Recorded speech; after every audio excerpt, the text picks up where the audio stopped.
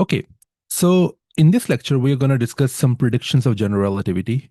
And to be specific, I'll discuss three predictions of general relativity. So,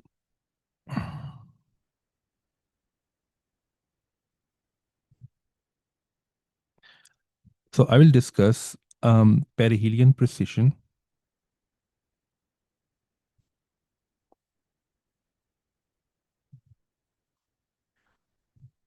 bending of light,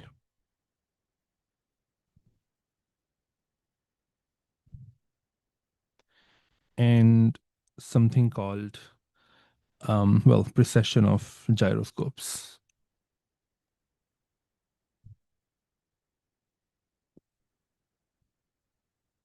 All of these predictions are very precise predictions, and all of them have been tested. Okay, so let's start with the first one, which is the perihelion precession. To be specific, I'm going to talk about perihelion precession of Mercury, which is also discussed a lot in popular science.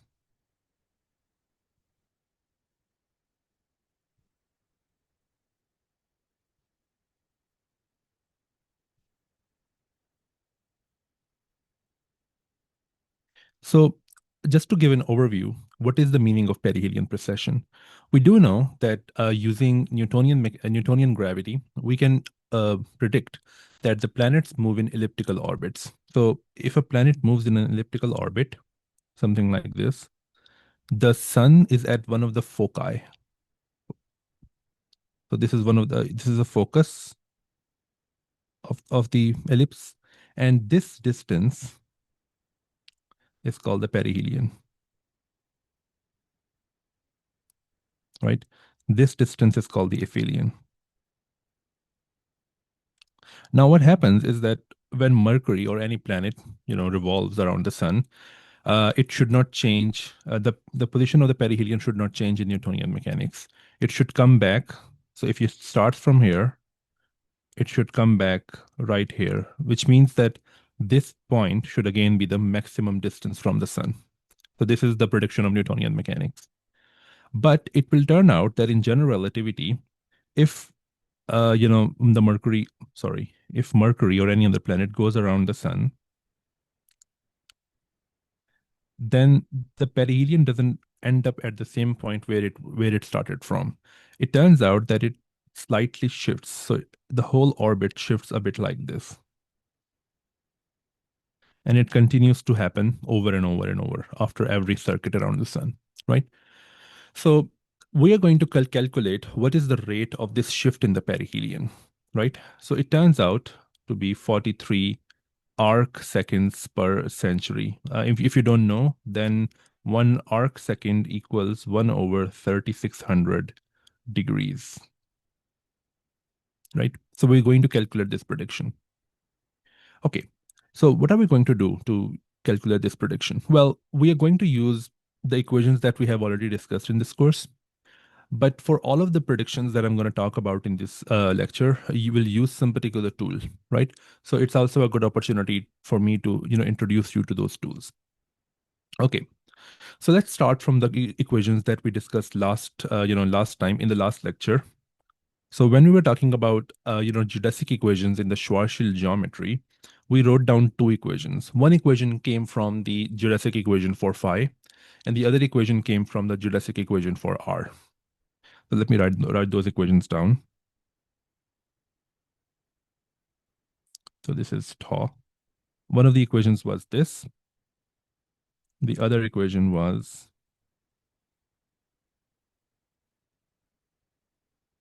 this.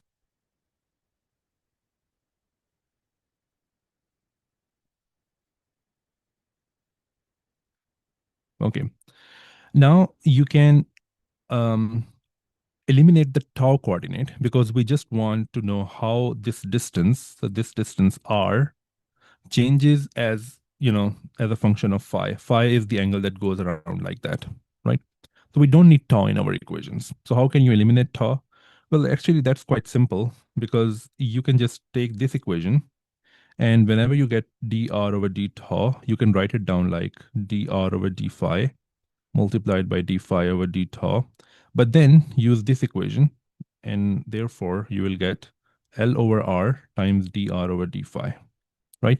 So you can eliminate this dr over d tau by using, this expression. Okay. If you do that, what do you get? You get, sorry, you get something like E tilde. E tilde is just a constant, if you remember from the last lecture. Sorry, it's L squared over 2r power 4 dr over d phi squared minus gm over r plus L squared over 2r squared minus gm L squared over r cubed. Okay, now if you have taken a classical mechanics course and gone through a topic called the central force problem, you may have seen the technique that I'm going to use now. So the technique that is used in those kind of problems in classical mechanics is to introduce a new coordinate called u, where u is 1 over r. Why do we do that? Well, we do that because equations become much simpler if we use this particular coordinate. Okay. So if you use this coordinate, you're going to need the derivatives of this coordinate. So the first derivative is going to be du over d phi. Okay. That's just 1 over r squared times dr over d phi.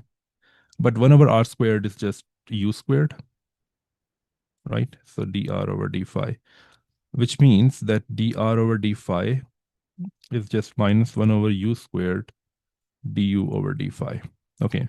So now you have the derivative of r with respect to phi in terms of u, and you can use it here to eliminate r in terms of u, in favor of u. Okay. When you do that, you will get an equation that has, a square of the first derivative. Okay. If you want an equation with a second derivative, you can differentiate that equation with respect to phi again, right?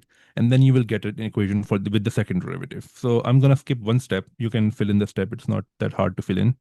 So if you take the derivative one more time, then you will get an equation with second derivative, and this is what you get. So it's just two lines of algebra. So let me just write it here. Take additional derivative with respect to phi, and you will get something like this. Plus u equals gm over L squared plus 3 gm u squared. Now, if you have taken classical mechanics and gone through the topic of central force problem, you may have seen this equation before, because this equation, a version of this equation appears for Newtonian gravity. But for Newtonian gravity,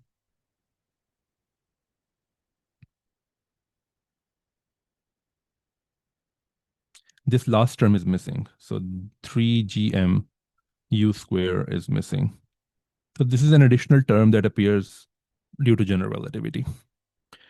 Okay, so how do you solve this equation? Well, you can solve this equation by a particular tool that I'm going to introduce. And that tool is just the perturbation theory, right? So perturbation theory uses known solutions and introduces small corrections to those solutions and then solves for those corrections. Okay. So what known solution I'm going to use here? Well, in the last lecture, we studied circular orbits, and I'm going to use a circular orbit as a known solution. Okay. So we do know that for circular orbits, r doesn't change. So r is a constant. And u is just 1 over r, which means that u is also a constant, which means that for circular orbits or for circles, the second derivative is going to vanish, which means that the equation that you're going to solve is this. And this is just a quadratic equation in U. You can solve it and you will get something that you already knew, actually, because in the last lecture, we saw that equation. So if you use quadratic formula to solve this equation, you will get something like this.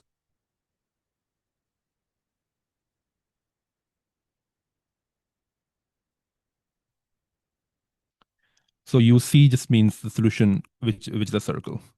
If you write down RC, which is just 1 over UC, It's just the inverse of that. And you may remember this equation from last lecture because when we studied the circular solutions in the last lecture, this is the radius of the circular orbit that we derived. So it's not a new thing. I mean, you already knew this thing. Okay, now what I'm going to do is that I'm going to, okay, first of all, let me remind you that in the last lecture, I also told you about this graph, which is the potential that a particular massive object experiences. And you could see, so this is R, and this is potential, right? And I told you that this is the stable circular orbit, right? This is stable, and this is the unstable circular orbit. You can see that the stable circular orbit has a bigger R, okay? A bigger R means that the stable circular orbit has a smaller numerator. Sorry, bigger, yeah, smaller numerator, which means that you have to choose the solution with the minus sign, right? So for stable solution, RC, or in other words, UC, let's talk about UC. So it's 1 minus 12.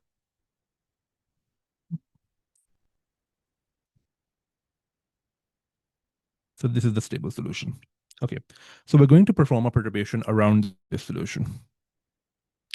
Okay, so how do you introduce a perturbation? You will introduce a perturbation by now assuming that your orbit now may depend on phi. Earlier, it didn't depend on phi. It's a circle, which means that u is constant. It doesn't depend on phi. But now you can look for a solution. Let's call it u phi, which is a perturbation of this solution. So it's u into 1 plus some function, which is called the wobble function. You can see that if the wobble function is 0, the solution is just u equals uc, which is the previous solution. Now, if you use this particular ansatz in the equation that we had for u, which is here, you can write down a solution for w. And you have to assume that w is small, which means that w is much, much less than 1. Okay. So if you put this ansatz into the equation for u, you get an equation for w, and you get something like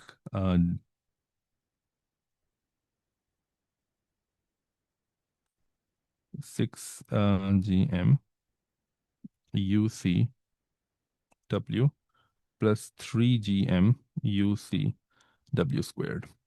But since w is much, much smaller than 1, we are going to ignore this term, right? So ignore. And then you can write down the rest of the equation, sorry, like this. So it's UC, but UC is just 1 over RC,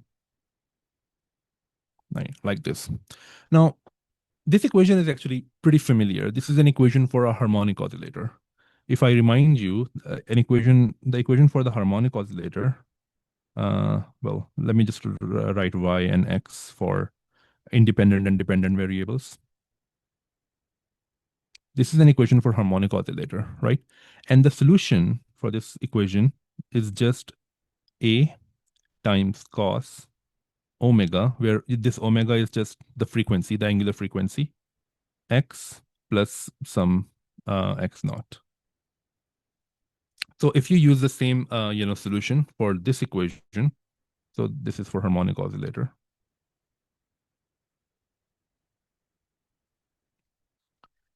This equation gives you W of phi equals A times cos times omega. Now, this is omega squared, which means that omega is the square root of this thing.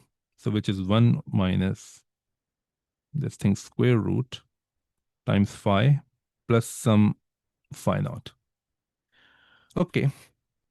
So how do you determine phi naught? Uh, give me a minute.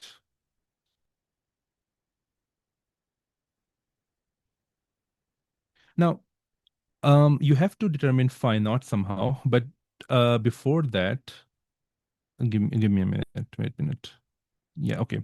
So if you require that when phi is 0, then your wobble function is maximum. So if you require that W theta is maximum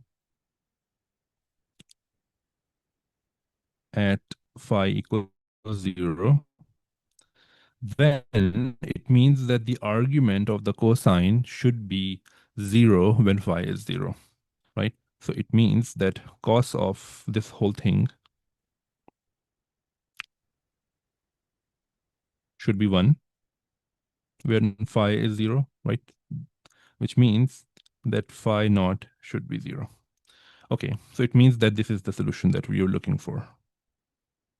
A cos 1 minus 6 gm over RC phi. Okay, now if I remind you, what is the definition of perihelion? So perihelion means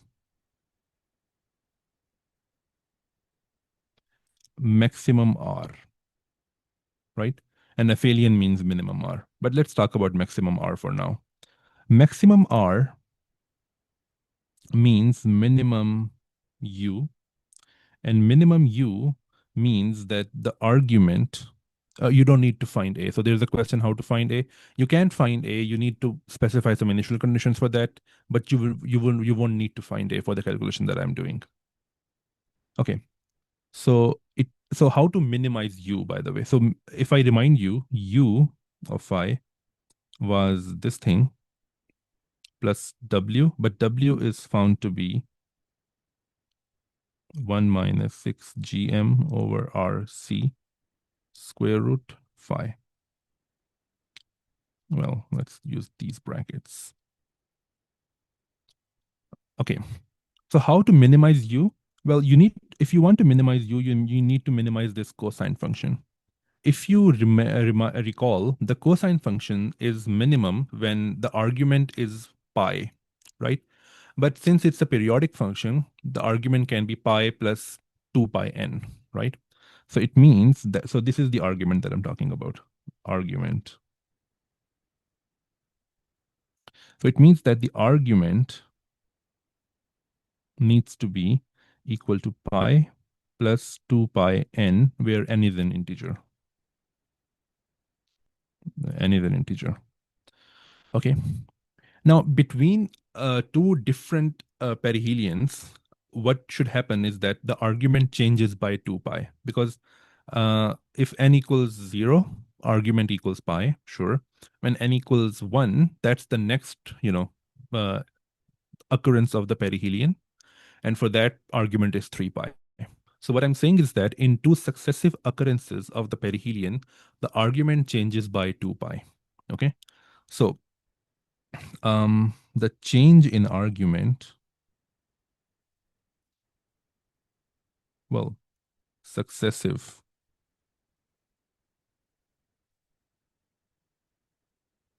perihelions is 2 pi, okay? Which means that 2 pi equals change in this thing, but the square root thing is constant, which means that the change in phi is equal to this thing. Okay, it means that change in phi is equal to 2 pi divided by 1 minus 6 gm over RC. Now, RC is the radius of the initial circular orbit around which we perturbed, right? Now, if you remember, Schwarzschild radius of any mass was equal to 2 gm, right? And I have 6 gm in the, in this expression, which is just 3 times the Schwarzschild radius, which is still small as compared to any reasonable, radius of the planet. Of the planet's orbit, right? Because planets' orbits are quite huge as compared to the stars that they are moving around. So the approximation that we're going to use, to be very honest, you don't need to use this approximation. You don't need to. But I'm using this because it makes calculations a bit simpler. We're going to use the approximation that the Schwarzschild radius, which is 2 gm, is much, much smaller than RC, which also implies that if you just multiply one side by 3, that's fine as well. Because that's not going to change the much, much smaller thing. As you know, 6 GM is still going to be much, much smaller than R. If you use that approximation, then you can write it down like this, RC minus 1 over 2. And if you use the binomial expansion, you will get 3 GM over RC. Okay, so it's equal to 2 pi plus 6 pi GM over RC. Now, if the argument of cosine changes by 2 pi, I told you that that means that, these are successive changes in perihelion, right? Now, if I go back to the diagram that I made earlier, if you look at the blue curve, that's the, Newtonian curve, right? It just means that when phi changes with 2 pi, when phi changes with 2 pi, that means that you have completed one complete circuit, right? Or in other words, you have two successive occurrences of the perihelion when phi changed by 2 pi.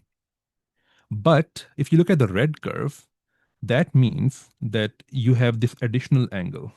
So this additional angle, or additional, let me call it, well, yes, additional angle theta, or let me use something like delta. Yeah, delta. This additional delta. It means that you have to go this additional angle if you want to go to the next occurrence of the perihelion, right? So it's not just 2 pi. Phi doesn't need to change with 2 pi. It has to change with more than 2 pi in order to get to the next occurrence of the perihelion, right? So this delta we have seen is equal to this thing, because you can see that the change in phi is 2 pi plus this thing, and this additional thing is delta. And this is what is known as the perihelion precession. Okay. So this is the change in perihelion, or in perihelion in one complete circuit. Okay. What we need to calculate is that what is the rate of the change of perihelion, which means that we need to divide this change by the time that it takes for any planet to complete one full circuit around the sun or any other planet. How do we do that? Well, for that, you need to recall Kepler's third law that we discussed in the last lecture as well. So what is Kepler's third law? Kepler's third law says that the time period for any planet to go around the star is 4 pi squared over 3 over gm, where m is the mass of the star around which it is rotating, revolving, times the radius of the orbit cubed. So if you take square roots on both sides, you get 2 pi divided by gm square root and rc divided power 3 over 2. So if you want to calculate the precession rate, that equals the change, which is delta, divided by time taken. And that's simply 6 pi gm over rc divided by time taken, which means that you have gm square root divided by 2 pi. Well, yeah, sorry, 1 over rc, 3 over 2. That gives you 3 times gm cubed divided by rc power 5 square root. Okay, so this is the precession rate. Now, how do you calculate it for Mercury, for example? Because that's the famous prediction. Okay, so let's do it for Mercury. So for Mercury, the mass of the sun, I mean, because m is the mass of the object around which the orbit is, happening. The mass of the sun is about 2 times 10 to the power 30 kg. The radius of Mercury, so RC is the unperturbed radius. And it's hard to measure unperturbed radius for a planet whose orbit is actually not unperturbed, right? So what we can do is that we can find the mean radius of any planet, mean radius, right? So mean radius for Mercury is 5.79 times 10 to the power 10 meters. But this is not exactly RC, by the way. It's only an approximation. So whatever result that we're going to get is going to be an approximation, right? So it's not exactly RC. Okay. Okay. Now, if you put these, put these two values in the precession rate,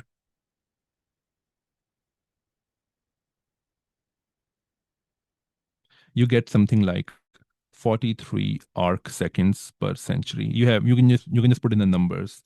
So I'll just remind you that 1 arc second means that you have 1/3600 degrees. And beware that when you will put these numbers in, it will give you the answer in radians per second. You have to convert the answer from radians per second to arc seconds per century. And just to remind you, 1 radian equals 180 degrees divided by pi. Okay, so that's one of the predictions of general relativity.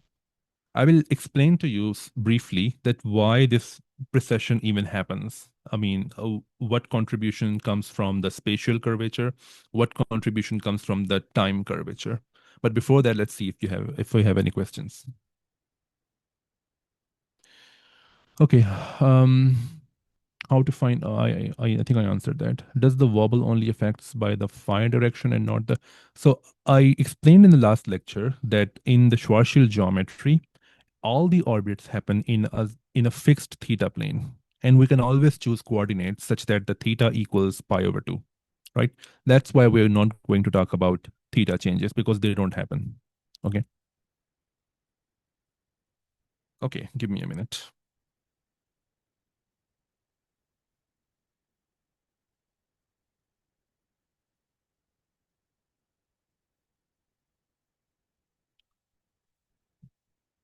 Okay, let me take some time to explain why this precession even happens. I mean, just to give you an intuitive picture for this. So if we consider a fixed theta and a fixed time surface, right? So what is the metric on that particular surface? So take d theta and d time equal to 0. So what is the Schwarzschild metric on that surface? So the Schwarzschild metric is going to be 1 minus rs over r minus 1 dr squared plus r squared d phi squared. Now, the thing is that can you visualize a two-dimensional surface with this metric on it? Well, it can be done actually. It can be done because if you take this particular two-dimensional surface, whatever it looks like, and embed that into a three-dimensional space, which is our space, you can easily see the curvature of that two-dimensional surface. So let's use cylindrical coordinates in 3 dimensions. So use cylindrical coordinates.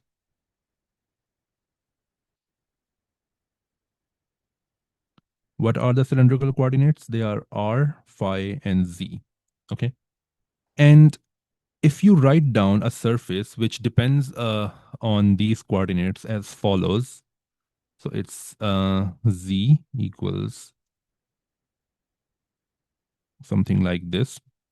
You know that the metric in the three-dimensional space in cylindrical coordinates is dr squared plus r squared d phi squared plus dz squared. If you use this equation, you can, see what this metric looks like. And for that, you will need to differentiate z with respect to r. So dz over dr equals 2 divided by 2 rs, r minus rs, multiplied by rs, and that becomes rs over r minus rs, which means that dz squared is dz over dr squared r squared, which is dr over r minus rs dr squared. So if you use this equation here, what you get is nothing but this equation. You can easily check that, right? So it means that if you have this surface in 3 dimensions using cylindrical coordinates, you will get a surface whose metric is exactly the Schwarzschild metric for a constant theta and a constant time, right? So if you sketch this surface out, what does this surface look like? What does the surface look like? Well, So this surface looks like this. So if this is the, let me change the colors. If this is the Z axis, these are the X and Y axis, but let me not make those axes. Just let me make the R axis. It looks like this.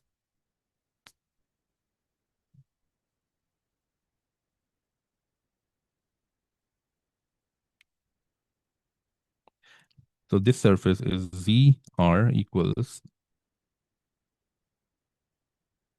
and you can see that this particular definition only makes sense when R is bigger than RS. And that makes sense because we are only talking about the Schwarzschild geometry outside the black hole, which means that R has to be bigger than the event horizon radius. Now, you may have seen this surface. These are constant R curves on this surface. Sorry, not constant R. Yeah, constant R, exactly, constant R. Constant R curves are like this. You may have seen these kind of surfaces in popular science when people talk about general relativity. When they say that a black hole curves space-time, they show something like this, right? So this is something called a Flam's paraboloid. Okay. Is my screen okay, by the way? Can someone tell me in the chat? Because I think I'm seeing some flickering on my side.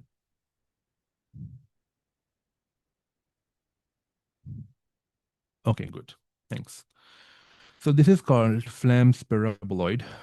And this paraboloid is very, very, useful in visualizing the curve around a black hole. Okay, so let's take two different R values. So this R value, let's call it R1, and this R value, let's call it R2. The distance between these two curves, well, okay, let me make another remark before that. So this is the difference in the R values. So this is R2. Okay, let me extend these lines. Yeah. So this is R2 minus R1. This is the difference between the R values. But the distance between these R values is this, which is S12 or S21. And you can easily see that S21 is bigger than R2 minus R1. And this difference between the distance between two R curves and the difference between the R values, so this difference between S's and the difference in R increases as you go to smaller and smaller and smaller R's. And that's not surprising because the curvature increases, increases, increases, increases. Okay, so now suppose that you have an elliptical orbit. That elliptical orbit will, since it's not a circular orbit, it's not a constant R orbit, elliptical orbit has a maximum R and a minimum R. So it will be something like this on this paraboloid. It will have a maximum R and a minimum R. So it will live in this region, something like this. It's hard to draw it very well, but I hope that you get the idea. It has a maximum R and it has a minimum R. Now, if I talk about, flat space, just flat space,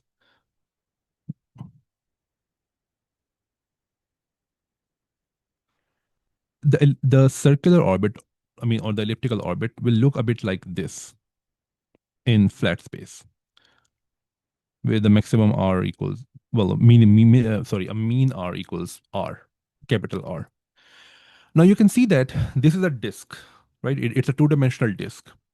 It can never be an approximation to Flam's paraboloid anywhere. It can be an approximation only at R equals infinity, because if you try to put this disk from the top, let me make another picture. So if this is the paraboloid, if you try to put this disk on top of it, so from sideways, you can see that you can only approximate Flam's paraboloid by this disk only at R equals infinity, where, the space becomes flat. But otherwise, you can never approximate Flam's paraboloid by a disk, right? For example, if I want to approximate this region, right? Sorry, this region between these two R values by anything, it's not going to be a disk. But you can approximate it by a cone. How do you make a cone out of a disk? Well, you make a cone out of a disk by taking a disk and then taking some part out. So let's call this angle theta. right? Just take this part out, right? This is called the deficit angle, by the way. And you can make it into a cone, something like this, right? Because you uh, join these two lines and it will become a cone. Now, if you try to put this cone into this paraboloid, you can see that it goes something like this. Let me make another picture, I think, but I think it can be done. Well,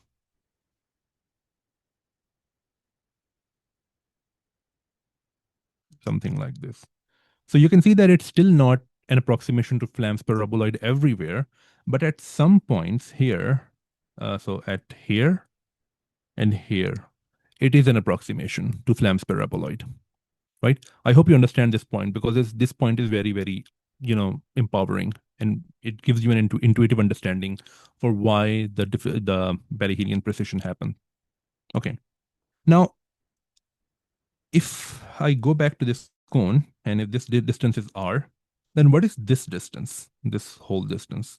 Well, this distance is 2 pi minus delta times r, because this deficit angle is not contributing to the circumference. When you make it into a cone, this distance becomes this circumference, right? And this circumference becomes this. I mean, you can extend it. I mean, this is not the circumference that I'm talking about. This is just an extension. But the circumference that I'm going to talk about is only this thing, right? This orbit thing. And this orbit corresponds to, uh, well, let me make change angle, change colors, this thing, right? So if this drawing is really, really messy now, let me make another version of this drawing. Mm.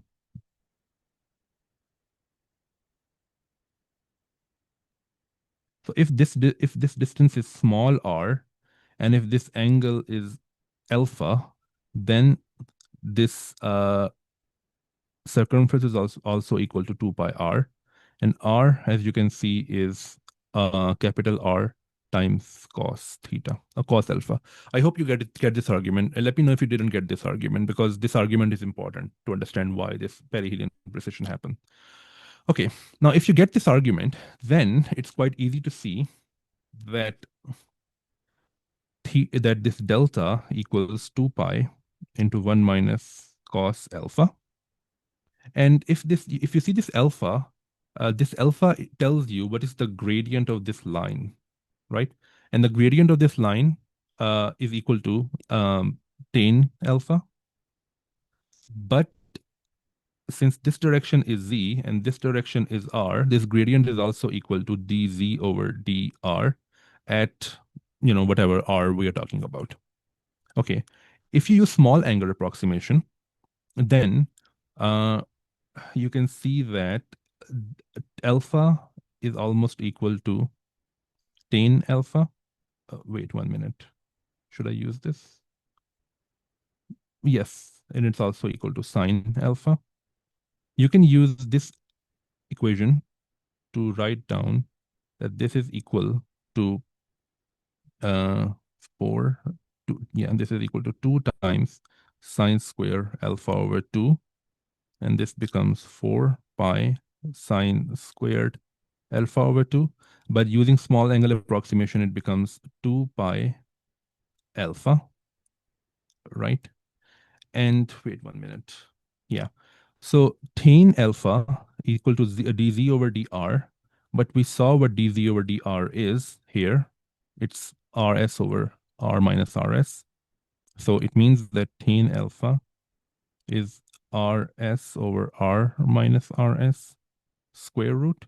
And using these three, and this is also equal to alpha for small angles. So using these three results, you can show that delta equals 2 pi gm over r. So you can see that there is a deficit, there is this perihelion precession only because of the curvature of the of the space, because here I have not considered curvature of time.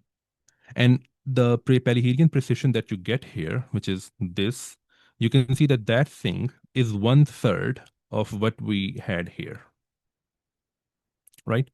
So you can see that 1/3 of the perihelion precision comes from the curvature of the space and not of the curvature of the time, right? So this argument shows you that there is a bigger contribution to the perihelion precession due to the time curvature as compared to the space curvature. It means that 2/3 of the perihelion precession should come from the time curvature. So it means that 2/3 of perihelion precession comes from GTT, which means time curvature. And you can actually show that. You will show that in one of the problems in the problem set.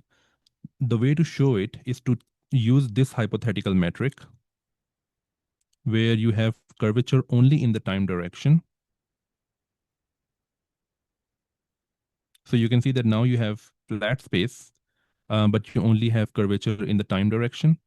And using this metric, you can do all the calculations that we did, in the start of this lecture to show that the perihelion precession turns out to be 4 pi gm over RC, which is 2/3 of the total result that we had earlier, which is double of this result, of course. Okay, so this is the end of the discussion on perihelion precession. Let me see if there are some questions. Otherwise, I can go to the next topic. Okay, let's see. If we use Newtonian mechanics and solve for Mercury's orbit, we get an ellipse, but in that we aren't considering any external extra fields. When we do consider that Jupiter's effect, do we still not get corrected? So, okay, yes. So if you include effects from the other planets, there is some wobble, sure. This 43 degrees that I'm talking about is actually a difference between the observed perihelion precession and the prediction from Newtonian result, right? So in Newtonian result, if you just use the effect from the sun, right, you're not going to get perihelion precession because it's called a Kepler's problem. And in Kepler's problem, you don't have perihelion precession. If you have perturbations from other planets, you may get, wobble. But that wobble is not enough to explain all the wobble that we see in Mercury's orbit. There is a discrepancy of almost 43 arc seconds per century. If you want to know more about it, by the way, it's not discussed in a lot of places. It's discussed in Weinberg's book, for example. So Weinberg has this book called Dreams of a Final Theory. It has this chapter called Tales of Theory and Experiment. And in that particular chapter, he talks in length about this thing. Okay, rho phi z. Yeah, okay. So, well, phi is used by some textbooks. I use R. Phi, yeah, phi is used by some textbooks. Has the attendance been logged already? Okay, I don't know about that. Yeah, it's fine. Yes. How big as limit this R can be or the curve in the south? I don't understand what your question is. But R is bigger than the Schwarzschild radius. That's the only thing that I can tell you. Can you refer any book where perihelion problem is discussed this way? Yes, so this is discussed in Hartle. This is also discussed in Thomas More's A General Relativity Workbook. So you can actually, Thomas More's General Relativity Workbook takes this argument from Hartle. So Hartle is the original book. Can you briefly go over the paraboloid argument again? Which paraboloid argument? I mean, I didn't use paraboloid. Can you please write your question again? I didn't understand. Could you explain more about the metric in polar coordinates? Does it mean that it's a merely geometric problem? I mean, it's not a problem, first of all, and it's an effect, and it is a geometric effect. That's true. It's a geometric effect. True. Okay, so let's go to the next prediction of general relativity, which is the bending of light.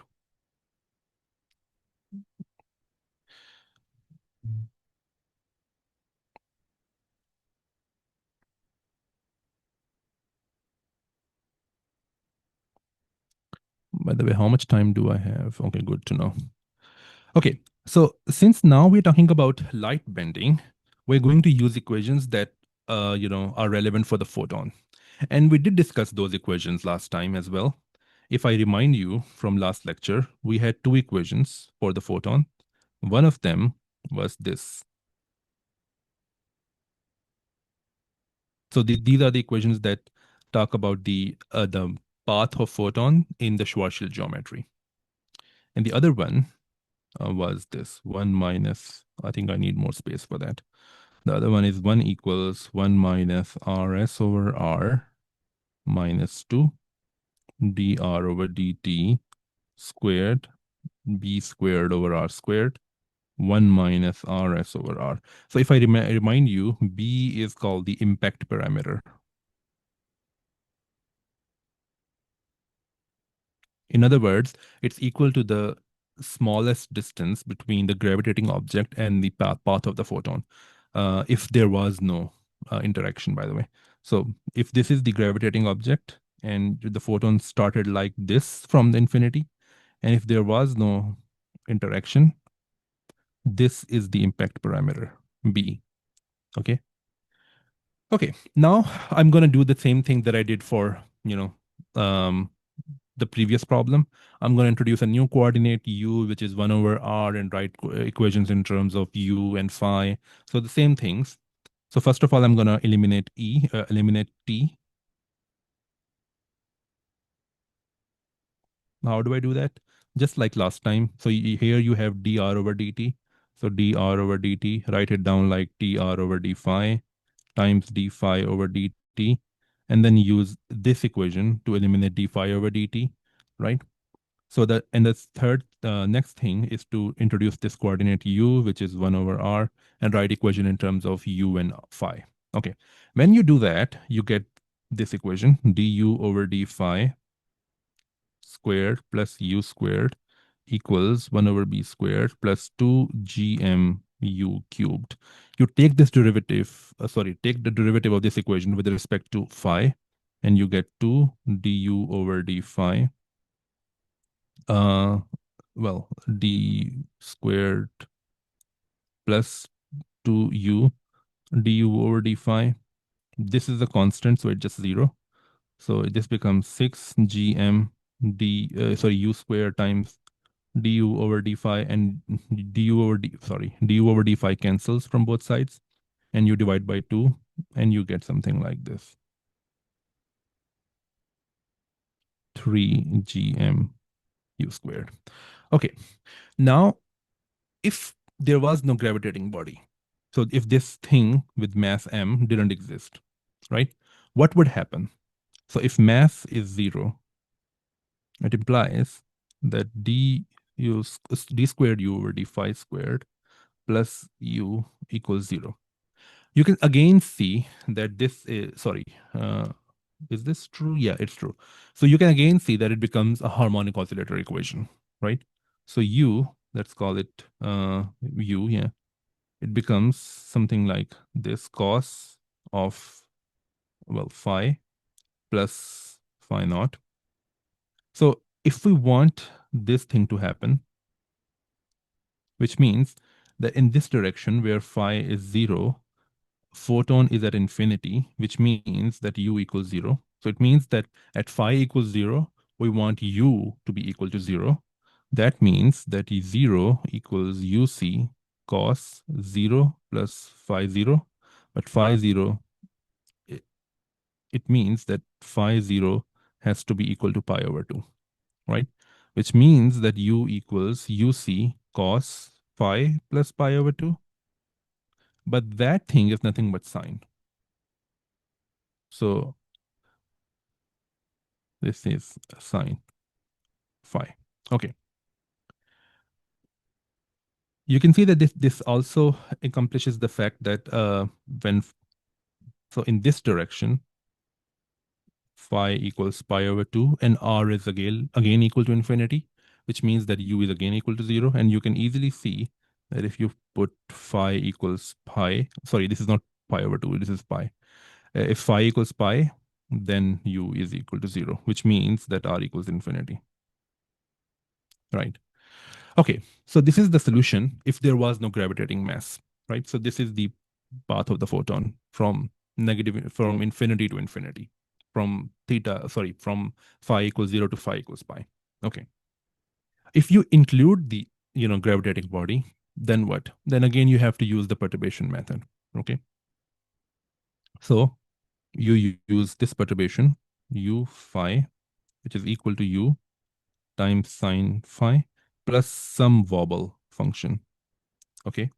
So if you use this wobble function, if you use this particular ansatz and put it in this equation, right, what do you get? You get something like this. Mm, d squared w over d phi squared plus w equals 3gm sine squared theta over rc. That can be written as 3gm over 2rc times 1 minus cos phi.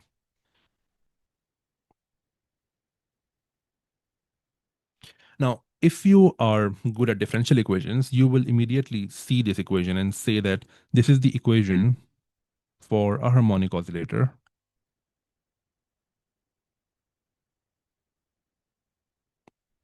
But it's an equation of a harmonic oscillator which is driven. So it's a driven harmonic oscillator.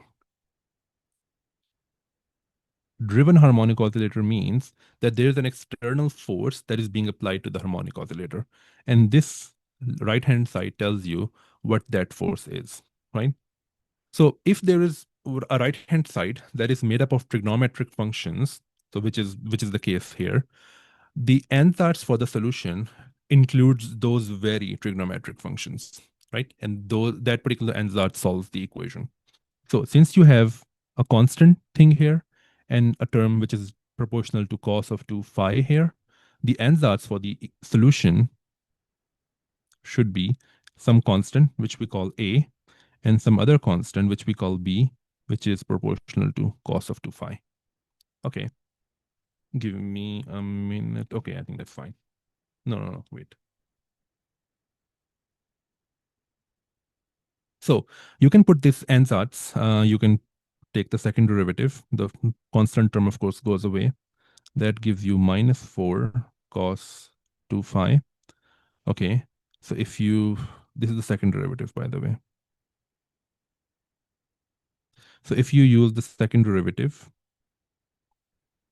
and add w and put it equal to 3gm sine, well, divided by 2rc1 minus cos 2 phi, you put these two things here, you will get the following equation that A equals 3b, and both of them are equal to 2rs. Okay, which means that the wobble function is equal to 3gm over 2rs because that's A, plus B, which is, well, yeah, plus B, which is gm over 2rs times cos 2 theta, which can be written as 3gm over 2rs 1 plus 1 over 3 times cos 2 theta. Okay. So this was the wobble function, which means that the full solution for u is uc times sine phi plus the wobble function, which is equal to 1 plus 1 over 3 cos 2 phi. Okay. Now let's look at the behavior of this solution as phi goes to infinity. Sorry, phi goes to 0 and phi goes to pi. Okay. Well, if phi goes to 0, what happens? If phi goes to 0, this becomes, 1. This becomes 4 over 3. Okay. So what do you get?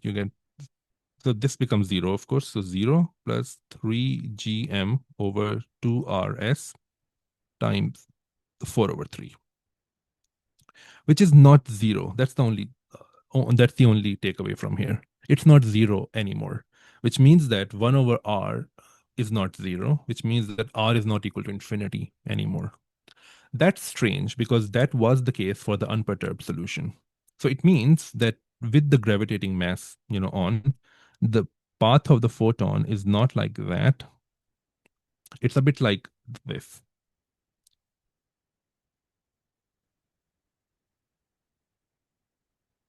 Okay, so you can see that when the phi equals 0 in this direction, it goes to hit the photon here, and you can see that r is not equal to infinity here. Okay, and even in the phi equals pi direction, it's gonna hit the trajectory somewhere here, and it's not gonna be infinity. You can see that the photon goes to infinity at some angle. Let me call it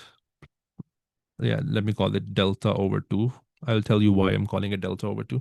But some angle, delta over 2, and in this direction, it goes to infinity, right? And same angle here, delta over 2. So what is this delta? We have to find this delta somehow. Okay. But we do know that this delta lives in the fourth quadrant. So if I make these quadrants, this angle, delta over 2, lives in the fourth quadrant. That we know. Okay. So how do we find this delta? Well, at this angle, r equals infinity, which means that u equals 0.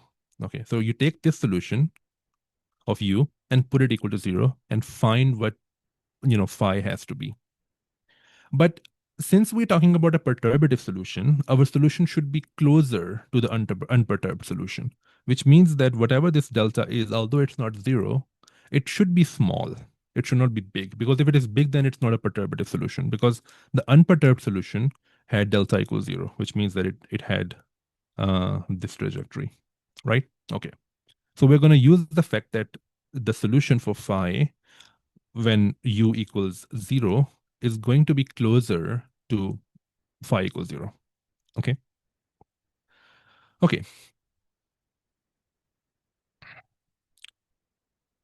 So let's use u of phi naught. Phi naught is the solution, is equal to 0, which means that sine phi naught plus 3gm over rc 1 plus cos 2 phi naught divided by 3 is going to be 0. So phi naught is close to 0, which means that phi naught is small, which means that we can use the small angle approximation. So that means that sine of phi is almost phi and cos of 2 phi is almost 1. Okay, so if you use these approximations, this equation becomes something like this. Phi naught equals, phi naught plus 3gm over rc 1, well, this is just 4 over 3, equals 0, which means that phi naught equals minus 6 gm. No, sorry, not 6 because it cancels. Yeah, minus 2 gm over rc. So you see that phi is just a small angle. And as we saw, that it has to be a small negative angle, and it was equal to delta over 2. So delta over 2, since we already know that it's going to be in the fourth quadrant, we can get rid of the minus sign, because minus sign just tells you that it's in the fourth quadrant. So it's 2 gm over rc, which means that delta equals 4 gm over rc. Okay. Now, if you look at the initial trajectory of light, if there was no bending, you can see that the initial trajectory of light would be something like this, right? So this angle, the angle by which the light deviates, is delta, because it's this initial angle minus the final angle. Okay. So delta is nothing but the bending of light, right? Due to a gravitating mass of mass m, and rc is the. So let me tell you what rc was. Rs, sorry, rs. Rs was what we got for the unperturbed solution. Sorry, if I remind you what the unperturbed solution was, the unperturbed solution was this, something like this, right? And the unperturbed solution, so unperturbed solution was u equals uc sine phi, right? Now, when the photon is here, phi equals pi over 2. Okay. So if you put phi equals pi over 2 here, then u is equal to uc because sine of pi over 2 is 1. But this is nothing but the impact parameter or the, you know, the smallest distance between the photon and the gravitating body. So UC is 1 over RC, of course. So RC is the distance that is the smallest distance between the photon and the gravitating body. So just recall that whenever you are using RC. Okay. So let me write down the result. 4 GM over RC. This is the angle of bending of light, and this is the closest approach distance. Okay, so how do you test this? How do you, test this prediction on general relativity? Well, what you can do is that you can say that, okay, so if you are living on the Earth, right, and here is the sun, it's a big gravitating body. So this is the sun. Suppose that there is a star that lives somewhere here, right? If there is no sun, the light from the star will just come to you directly if there is no sun in between, right? But if the sun is there, then the light of the star, uh, if it starts from, sorry, I think I should have done something different. If the star lives here, yeah, I think it should live here. Then the light from the star can come to the earth straight away, like that, right? But if the sun is here, then the light of the star will bend a little. Let me use black, right? And it should bend just a bit. And it means that if you extend this, I'm exaggerating this because this effect is really, really small, but just for pedagogical purposes. If you extend this line of sight, let me make it a bit better, then the star may appear to be here. So it means that if the apparent position of the stars change in the presence of the sun, right, then it means that, um, well, then it means that the light has been bending. I think I should have made a better drawing. This is not a good drawing. Yeah, it should end up here, but it shouldn't. Yeah. Oh, I'm sorry. Something. I wish I could make a better drawing for this, but there is some bending here. And if you extend this line of sight, the star appears to be here, right? So this is the deflection that you receive when you have the sun in the middle. But the thing is that it's hard to see stars in the background when you have sun because sun is bright and it's hard to see stars in the background. So how do you see that? Well, you can see stars in the background when you have a solar eclipse because when you have a solar eclipse, moon comes in between and like covers the sun for some minutes. And in those minutes, you can see the stars in the background and see if you can see a shift in the apparent position of the stars in the presence of the sun. Okay. Now, how much this deflection should be for the case of the sun? So, for that, we will need the mass of the sun, which is again what I quoted earlier, right? What is RC? Now, we're going to take a case where there is this star, and here's the sun, and the light goes a bit like this. So the effect is of course exaggerated, and this is Earth. So the RC is just the radius of the sun. So we're going to take a case where the closest approach of the light beam is just the sun's radius. So it means that it comes very, very close to sun's surface. Okay, so we're going to take RC equal to the radius of the sun, which is 6.96 times 10 to the power 8 meter. So sun's radius. If you put these values in the formula that I have told you, you get something like this. You get something like 1.75 arc seconds.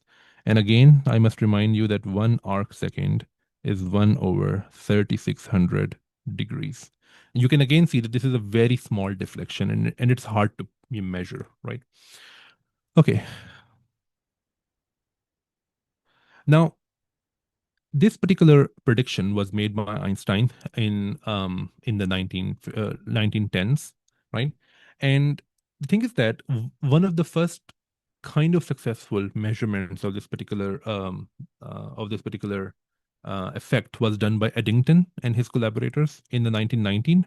So Eddington, so Arthur Eddington was a very well known astronomer in England. So Eddington measured delta to be 1.98 plus minus. So there is always an uncertainty when you do experiments, 0.16 arc seconds.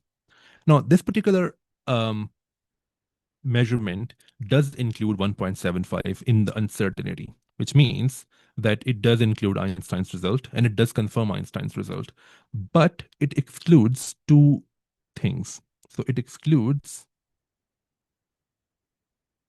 delta equals zero, which means that it, it excludes the prediction that there should be no bending, right? And it also excludes delta equal to 0.87. Now, where is this coming from? What is 0.87 arc seconds?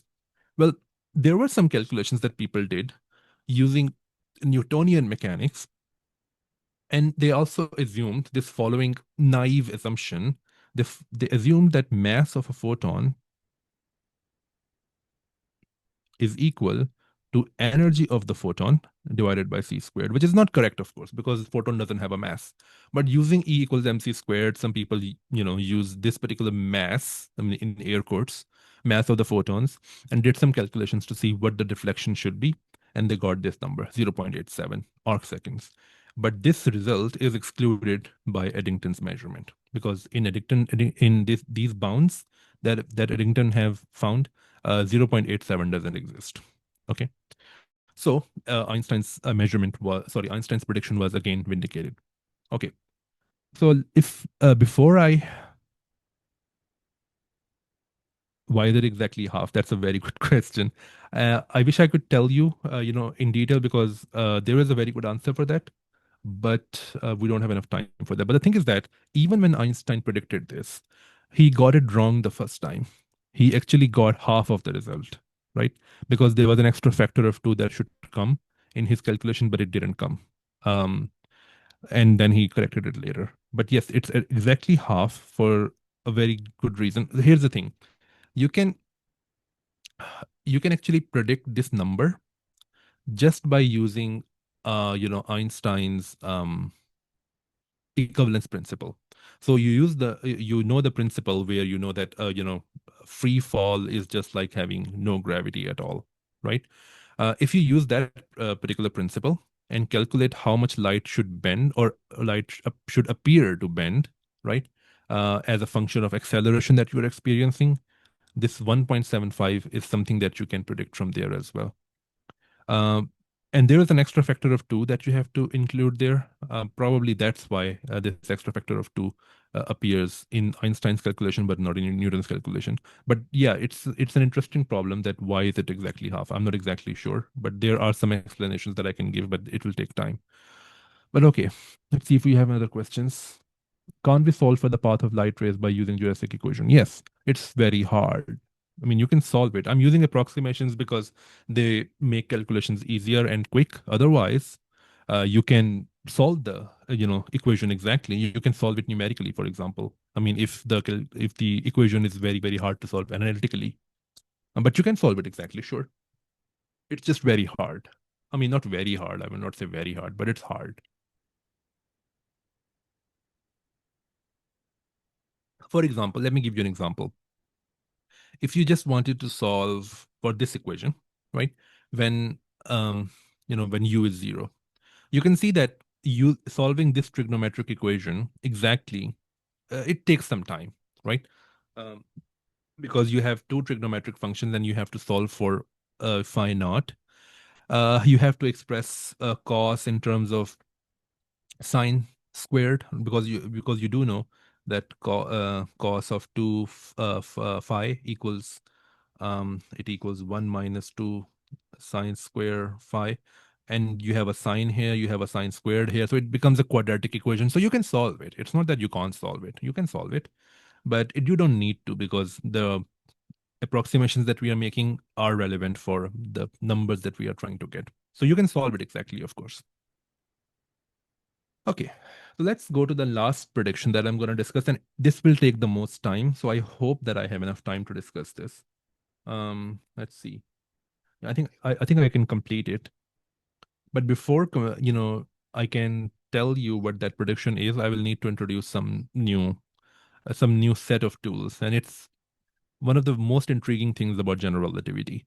The intriguing thing that I'm going to introduce to you is that gravity in general relativity is very much like electromagnetism in some sense, right? It actually has a name. It is called gravito-electromagnetism, right? So how does that come about? Let's see. So this, I mean, you can give other names to this particular prediction, but I'm gonna call it gyroscope precession.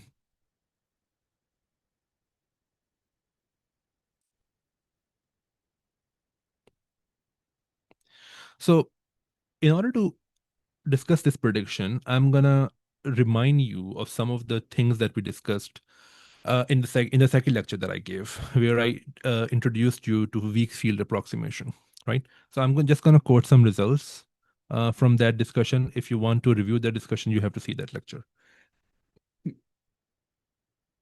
Okay, so I told you that in weak field approximation, we used this gauge condition, which is the Redondo gauge.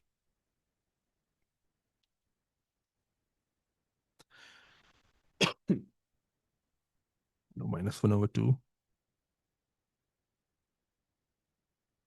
So we called it the Redondo gauge, or let's call it the harmonic gauge. That's another name for it.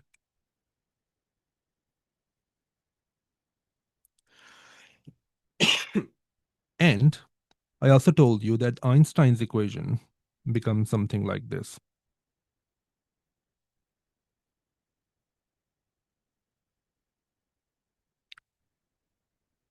where if I remind you, the metric tensor is the flat metric plus a small correction, which is given by h. Oh, well, lowercase indices, of course, right? Okay, so this is the Einstein's equation in the weak field approximation, and this is the gauge condition. Okay, so last time we used a particular approximation called the, sorry, my voice is not good. Last time we used a particular gauge condition called the um, stationary gauge. Sorry, not gauge condition. We used a particular approximation called the stationary approximation, where we said that only t mu nu equal to zero, non-zero. Otherwise, everything is zero because nothing moves because it's stationary. Now we're going to use another approximation where we allow some velocities, but those velocities are small, right? So this approximation is called slow source approximation.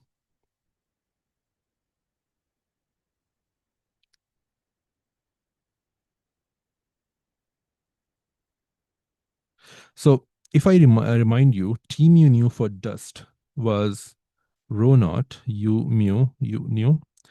So for slow source approximation, T naught naught becomes rho naught because ut is 1, almost 1 in this approximation because that's equal to dt over d tau. And if the source is not moving very fast, then time is the same as the coordinate time. By that, I mean proper time is the same as the coordinate time. And ui is approximately equal to velocity. Okay, so it means that uti equals u rho naught times vi, and tij, that includes rho naught vi vj, but this is like a quadratic in velocity. So we just approximate it to zero, right? So the stress tensor looks like this: rho naught, rho naught vi, rho naught vi, and this part is zero. Okay, so if you don't recall this partition, I told you that stress tensor can be written like this, where these zero i's mean that I'm representing three components, and tij means that I'm representing all the nine components that don't involve time. Okay.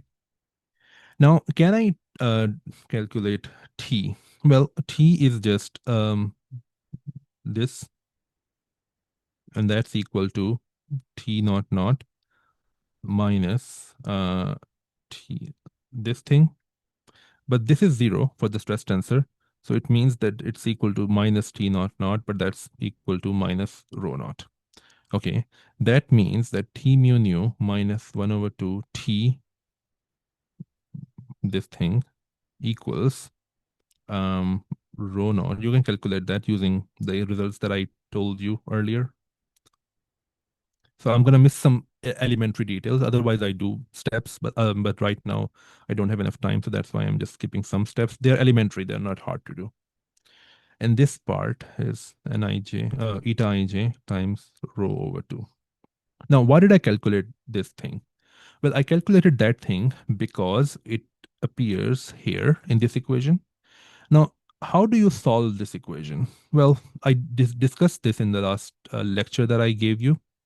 So let's write this equation down because the solution is going to be a bit different.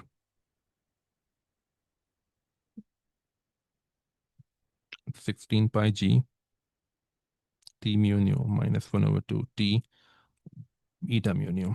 Now, last time when I said that everything is stationary, nothing is changing with time, there I told you that, okay, you can, use the similar equations that you get in electrodynamics, right? And write the solution as follows, equals to 4g times t mu nu that depends only on position minus 1 over 2 t that depends only on position eta mu nu divided by S, where what is S? If you have a source, if this is the origin, sorry, if this is the origin, this is the vector that goes to the field point. This is a vector that goes to the source, and this vector is S. You can also call it R minus R prime if you want, but I'm just calling it S. Okay. Now, this was the solution when everything was stationary, right? If things start to change with time, what happens? Now, I don't know how many of you have, uh,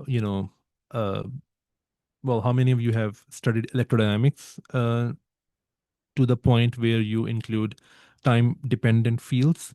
But if you have read about electrodynamics, when you have time-dependent fields, then you may know about something called the retarded time, right?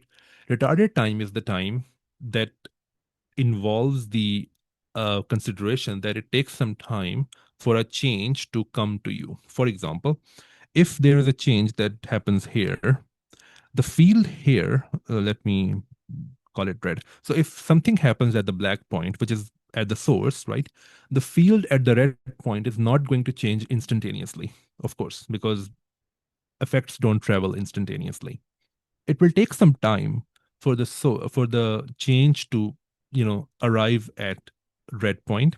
And what is the time that it takes? Well, the time that it takes is s, which is the distance between these 2 points, divided by the speed of light. But speed of light is just one in our course, so the time is just s, right? So the time that the field, so the time, sorry, wait, the okay, let me make it clearer. The source that this field at the red point is going to depend on is the configuration of the source that it was at time earlier. So that it's going to be at like time minus the time that it takes for the change to reach, the red point. So this time is called retarded time. This is present time.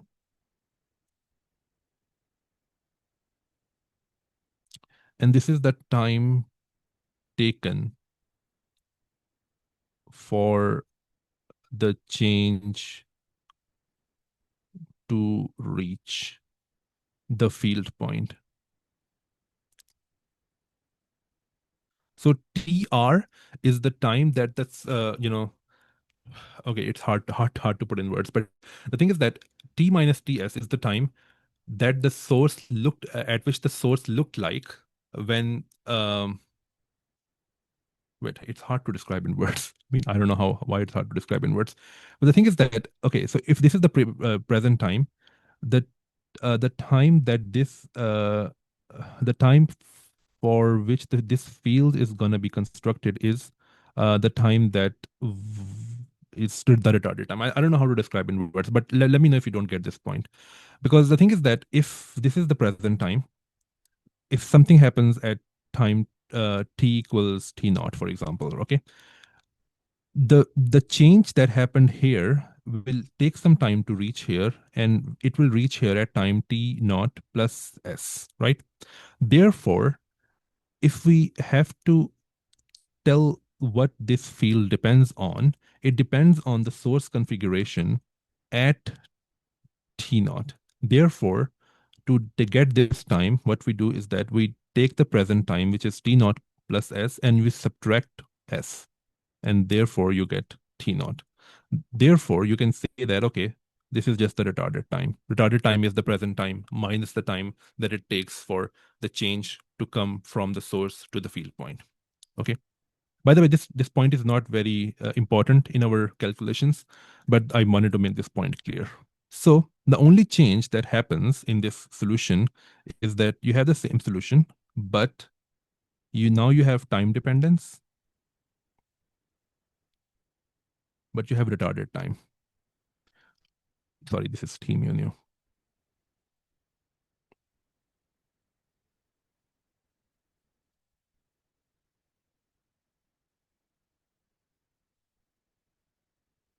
Okay. By the way, we're not going to use the concept of retarded time in our discussion, but I wanted to make this point. If you didn't get it, you can ask me questions about it, but it's not going to come up again. Okay. So this is the solution, by the way. Okay. Let's move on. Now, if I write down different components of the metric, the time component is nothing but, wait, I think there is some problem here. Oh, no, it's fine, it's fine, it's fine. So the time component is 4g divided by this thing, but the time component of that. And we saw that it is equal to rho over 2. So it's rho over 2 divided by s. And of course, rho that depends on the retarded time. Okay, you can simplify that to make it like this. So the next one is hi, and you can simply show that it's equal to rho naught times vi divided by s. But this thing is sometimes called the current. So it's equal to 4g ji. Okay. And the last thing is hij, and you can show that it's equal to 2g eta ij times rho, but that's just equal to eta ij times htt. And I've just used this expression, nothing more than that. Okay. Can I calculate h? Well, h is just minus tt plus eta ij like this, minus htt plus eta ij times eta ij htt. And that's, so this is going to be 3, right? So this whole thing is going to be 2 times htt. Okay. Now I have these components. Can I write down what the redonder gauge looks like? Well, the redonder gauge or the harmonic gauge that we started with, it looks like this. So I'm just expanding it into the components, right? By the way, this h is equal to eta mu nu times h mu nu. Okay. So if you take nu equals time, what do you get? You get something like this,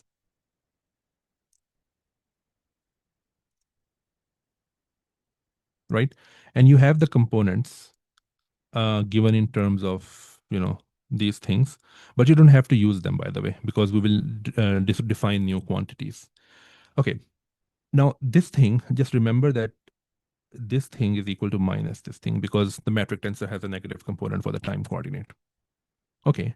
So you can write down um, this de Dondter gauge using this result that h equals 2hh. And then you can write it down like this, that it's equal to 2 times plus, well, this thing,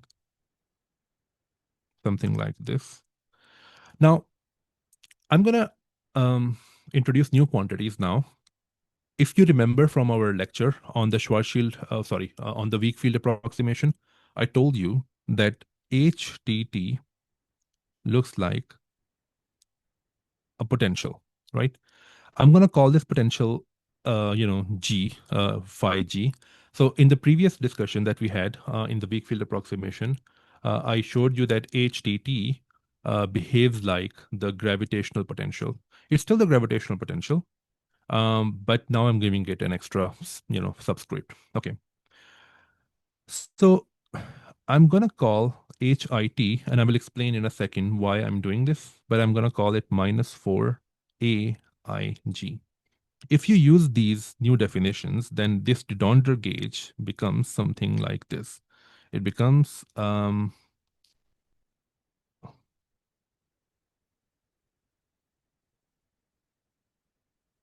I mean, this is like this, but this can be written like a dot product. And if remember your electrodynamics very well, you will remember that this is nothing but the Lorentz gauge condition in electrodynamics.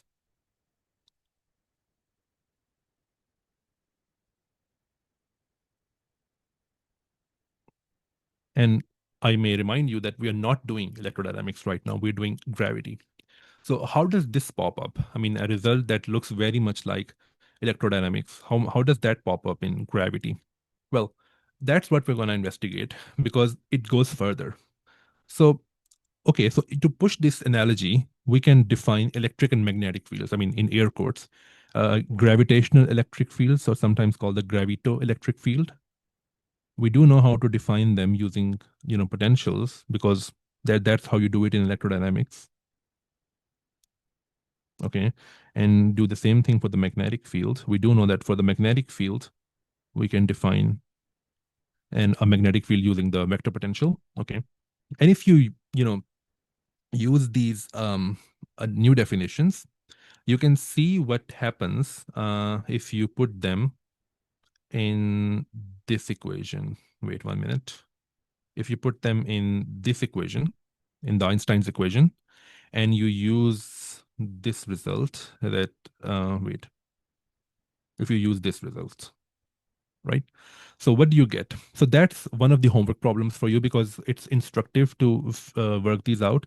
But if I gave you a guess that what it would look like, you would probably say that it should look like it should look something like Maxwell equations if there is actually some gravitational, sorry, if there is actually some electric and magnetic field in the gravitational theory, then it should look something like the Maxwell equations. And the interesting thing is that it does, right? So so it looks something like this. So this is one of the homework problems, by the way. It looks like this, this, sorry.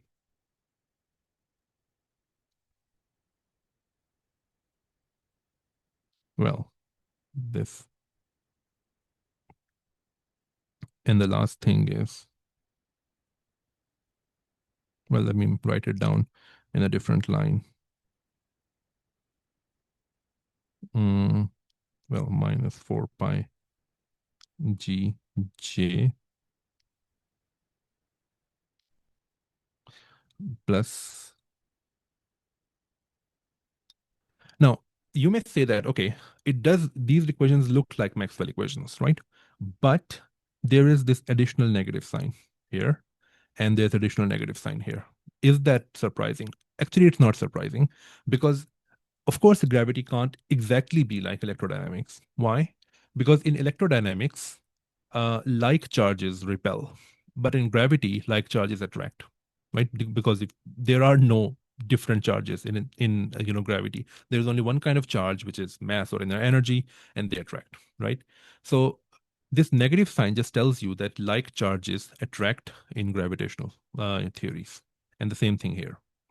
Okay, before I move on, let's see if there are some questions.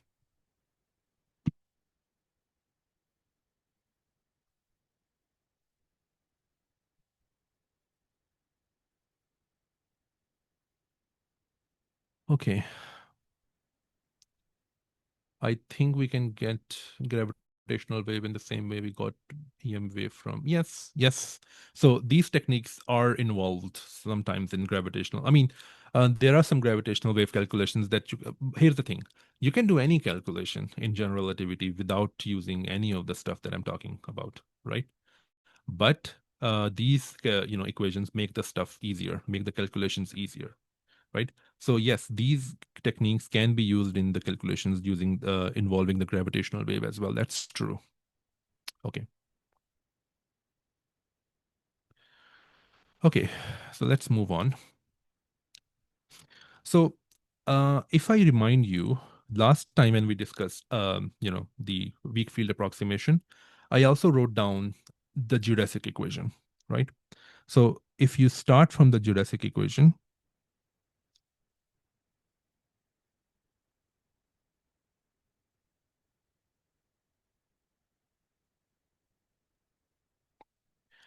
in the stationary source approximation, the only thing, if you remember, the only term that contributed, and if you take the spatial, uh, yes, spatial component, the only term that contributed from here in the stationary source approximation was the one where you had alpha and beta both equal to 0, right? But now you have slow source approximation, which means that some velocities are allowed. Okay. So there's an additional term that can contribute, and that's the term where you have one of these components to be a spatial component, because then you would have something like this. But this is almost one. This is equal to velocity. Okay. So this becomes just something like this. Okay. So the geodesic equation becomes something like this. And we did calculate this Christoffel symbol last time, so I'm just going to quote the result.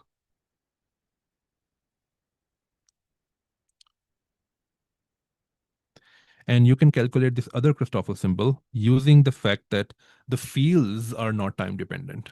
The particles may be moving in the field, but if we use the approximation that the field itself is not time dependent, that would mean that the time derivative of the H field components should vanish. So if you use that particular approximation and use the expression for the Christoffel symbols that you get something like this. T K minus K, sorry, T J. Okay. So this is for static field, which means that the field itself is not time dependent. Okay. So if you use these, expressions for the Christoffel symbols here, what do you get? You get something like,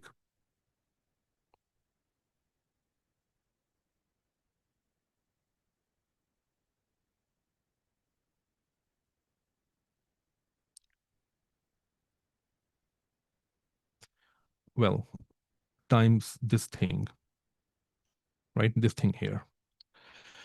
Now, if you use the identifications of HTT, HTK, and HTJ in terms of electric and magnetic fields, you can write this down. And this is another homework problem. You can write this down as follows, that this is equal to EI plus 4 times V cross PI. So this is equal to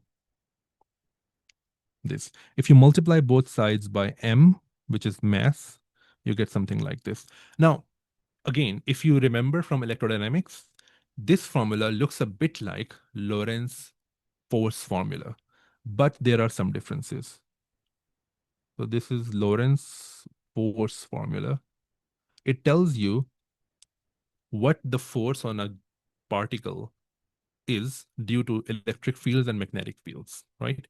But if you remember, this factor of 4 doesn't appear in Lorentz force formula in electromagnetism. Yes, that's true.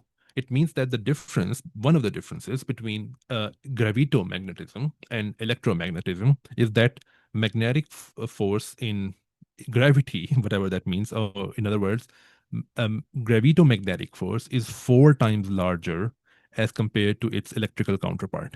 Okay, so you have to remember that whenever you do some calculations. Okay, so what I'm going to do now is that I'm going to calculate what happens to a particle, sorry, a body that carries an analog of something called magnetic moment. So if you remember from electromagnetism, if you have a loop, sorry, if you have a loop that carries current, right, and the loop has an area A, area is a vector because it can be, a perpendicular vector to the loop. The magnetic moment of this loop is defined like I times the area vector. Okay. It turns out that you can simply define an analog of that magnetic moment, something called mu g, for a spinning object with spin angular momentum s. Okay. And you can show, this is another homework problem, by the way. These are small, small homework problems that comprise a bigger problem set. So that that the gravitational analog of the magnetic moment is 1/2 times the spin angular momentum of that object. Okay. And we do know that from electromagnetism, the torque on a magnetic moment due to a magnetic field is this thing. So in electromagnetism,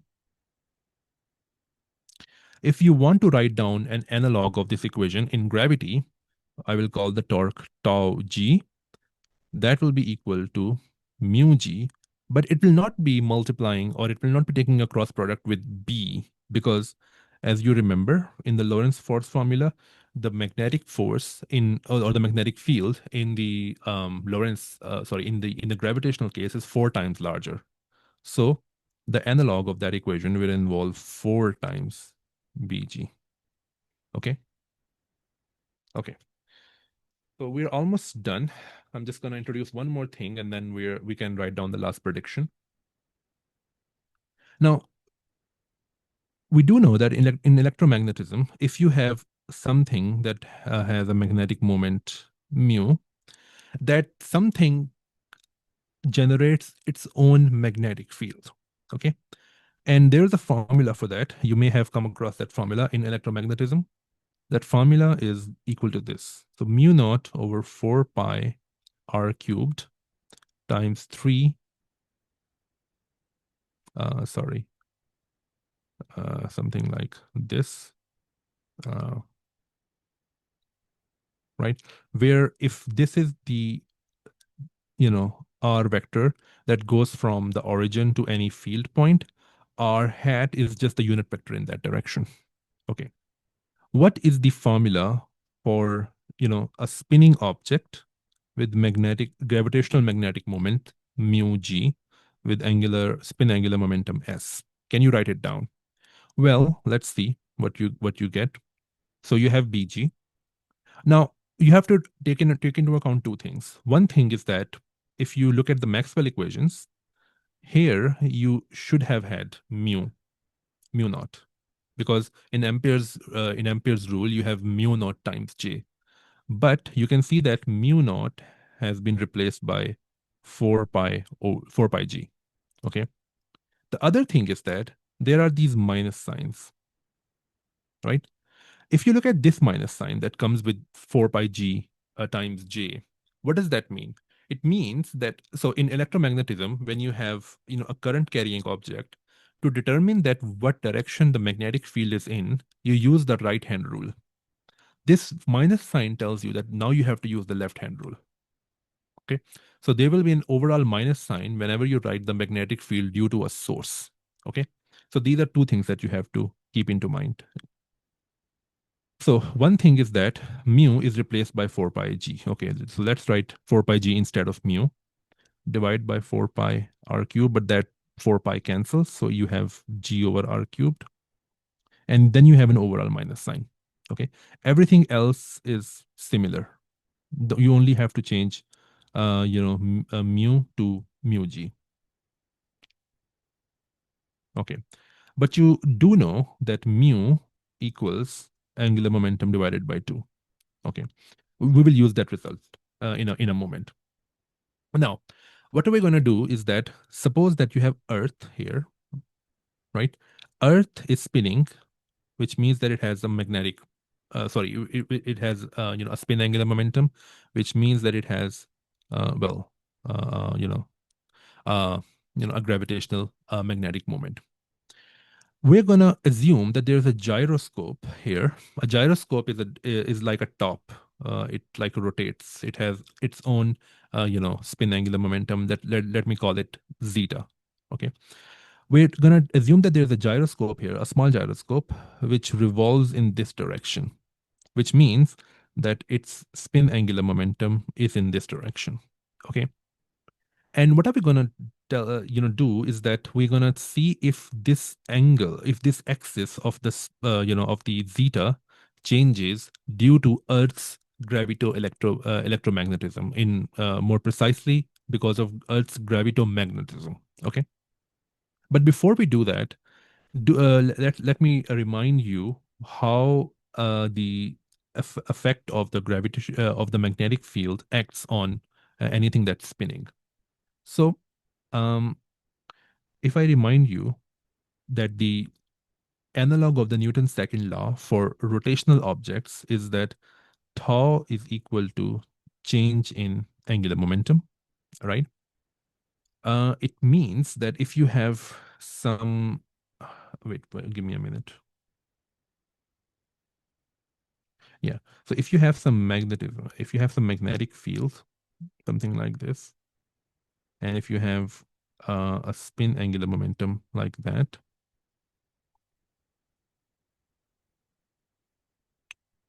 it tells you that this change in the angular momentum. So the thing is that tau is like, if I remind you, tau was this thing. So it's mu g times 4bg. But mu g was just 1 over 2 s. So it means that it's equal to 2 times s times bg. It means that the torque is perpendicular to this vector and this vector. Okay. So if you take s cross bg, it means that it's in this direction. So it means that the change in s is perpendicular to s, which means that the magnitude of s is not going to change, right? But its direction will change. Okay. Okay. So it means that the change in s, if we take a small change in s in this direction, let's call it ds, it's going to be in this direction. And let's call this angle theta. This angle. This angle theta. Let's call it theta. Sorry, it's not theta, it's phi. Okay. Uh, what is tan phi? Well, tan phi is, tan phi is the change in s divided by, um, so if this angle, let me write it down again. This is phi. This is theta. So wait 1 minute. Yeah, okay. I see. Yeah, I see. So this radius that I'm talking about, this radius is s times a sine theta, where s is the magnitude of this vector. Okay. Now, if you use this, tan of phi is almost equal to phi because of the small angle approximation. That means that ds over s sine theta is almost equal to phi. But look at um, if you look at this equation, I think this equation tau equals sorry 2s. Sorry, wait, sorry, that's not the thing that I'm talking about. Mm, wait, I think I'm missing some equation.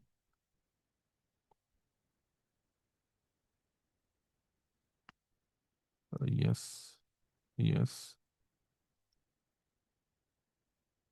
yes. Oh yeah, okay, I see.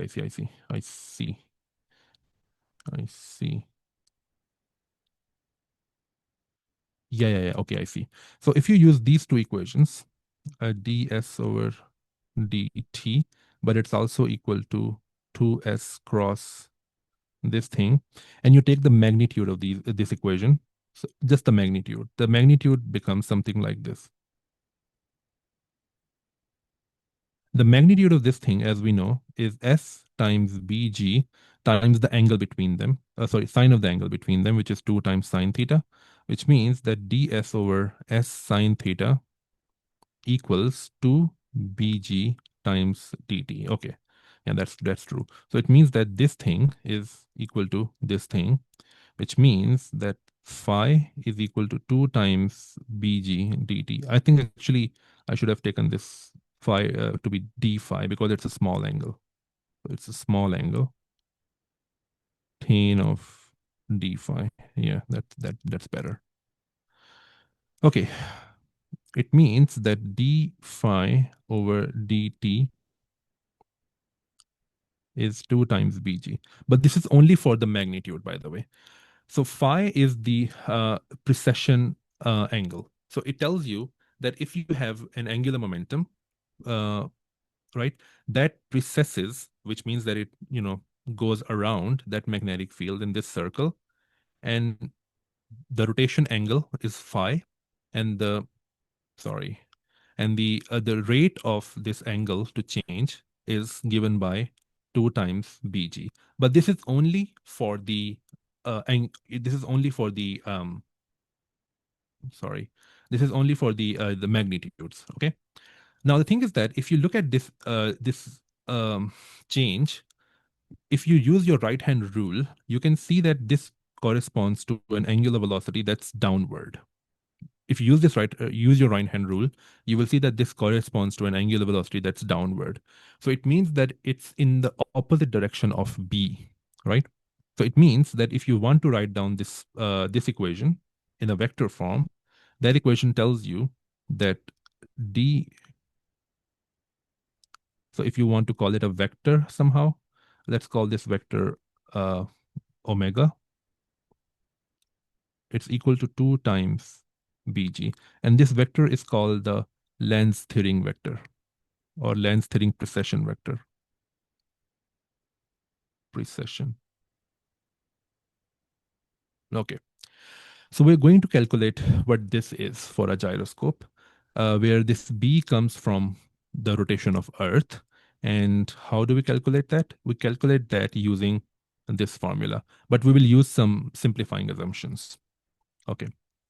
So the Lens-Thirring vector is minus 2G, minus 2BG, where BG comes from Earth's rotation, and it was something like mm,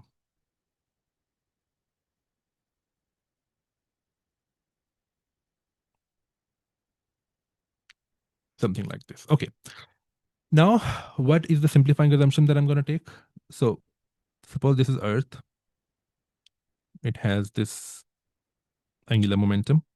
This is, the vector r, which means that this is r hat. Okay. Now, Mu g is just 1 over 2 sg, which means that mu sg, which means that mu g also points to this direction, which means that if we take this r, then this is going to be 0 because mu g and r are just perpendicular. Okay, which means that bg becomes minus gr times, sorry, mu g, but that's just g over 2r cubed times the angular momentum. Okay, now what is angular momentum for Earth? Well, we'll see that, but we do know that angular momentum is just moment of inertia times the angular velocity divided by 1 over 2 over 2 times r squared, r cubed. So if we just talk about the magnitudes, then bg is a gi omega divided by 2r cubed.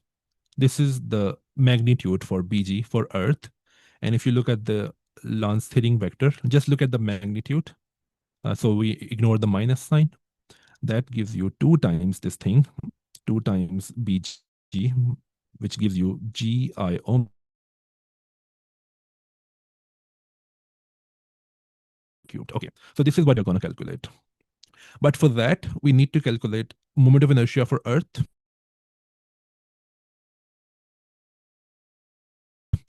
Now, if we're talking about something that's very close to Earth's surface, then r is almost equal to Earth's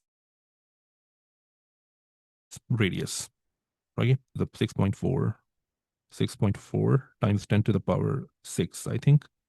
I think that's correct, right? Yeah, I think that's correct. Meters. Omega is pretty simple because we do know that Earth rotates once per day, right? So it's 2 pi per day. And you can convert that to seconds. What about moment of inertia? Well, if Earth is precisely, damn, if Earth is precisely a sphere, then we do know that moment of inertia for a sphere is just 2 over 5 times mr cubed. This is for a sphere, where m is the mass of the sphere, r is the radius of the sphere. Sorry, it's not cubed, it's square. Sorry, square. But we do know that Earth, first of all, is not exactly a sphere. Secondly, it's not a uniform sphere. We do know that Earth is denser at its core and it is less dense at its crust or its outer surface. So we say that, okay, moment of inertia is some number times mr squared, where mr squared is there because of the dimensional reasons. Now, careful measurements and studies of Earth's density profile suggest that alpha is equal to 0.33 for Earth, which is not surprising because if Earth was a uniform sphere, it would be 2 over 5 mr squared, and this is just 0.4, right? But if Earth is denser at the core, we do know that the moment of inertia has to be smaller than 0.4 times mr squared. Why? Because if the density is at small r values, then the contribution to that particular moment of inertia is going to be smaller. If Earth was denser at the boundaries or at the Earth's big R values, then the moment of inertia would be larger. So it's not surprising that alpha is smaller than 0.4. Okay, so we can use these values. Okay, so if we use these values, sorry, if we use these values here, all these values here, you can calculate that this precision is something like 5.4 times 10 to the power minus 7 radians per year. And it's a very, very small precision frequency. So it tells you that Earth is going to produce a magnetic field which comes out of. So if you use your right hand rule, it would tell you that the magnetic field goes inside the plane of the paper. But I told you that you have to use your left hand rule for magnetic field produced due to gravity, which means that the magnetic field is coming out of the plane of the paper, right? So if there is a gyroscope that has some angular momentum, uh, in this direction, it's going to precess in this direction. Sorry, not in this direction. Yeah, in this direction, yes. So it's going to precess in this direction. And the rate of this precession is 5.4 times 10 to the power minus 5 radian per year. And you can see that it's a very minute rate. It's a very, very minute rate. It tells you that it will take like millions of years, almost millions of years for it to it will take like millions of years for it to revolve completely, right? to make a full rotation, it will take almost a million years, probably even more, right? But the thing is that in 2004, NASA had an experiment called Gravity Probe B, and they were able to find this very small effect due to gravity. So this is an effect that comes due to gravito-electromagnetism, and it was measured. There was another effect that was measured by Gravity Probe B, something called geodetic precession, but I'm not gonna discuss that because we are out of time. So let me know if you have any questions. Otherwise, we can wrap this up. Should I stop the recording? If there are no questions, then you can stop the recording. But if there are questions, I can answer them in the recording and then we can stop. Okay. Okay, so there is a question. It says, haha, I'm lost at this point. Can you put on references? Okay, yeah, I do understand that the last calculation that I did was a lot, right? But if you want to, delve deep into this calculation, I will recommend you that you read, sure. So I can recommend that you read Thomas Moore's A General Relativity Workbook. Let me tell you the chapter number. So the chapter number is 35. Yeah. It's not a long chapter, by the way. So read chapter number 35 on Thomas Moore's A General Relativity Workbook. I'm pretty sure that you can also find the same calculations in Carroll, for example, and Hartle. But yeah, this last calculation is pretty long and it can be confusing. So, but the thing is that uh, I actually thought that if I should do this calculation, but I wanted to introduce you to gravito-electromagnetism because that's something which is not covered in a lot of topics, in a lot of courses on general relativity. And it's one of the most fascinating things about gravity, that it does behave like electromagnetism for weak gravity. Okay. Any other questions? If there are no questions, then we can wrap it up.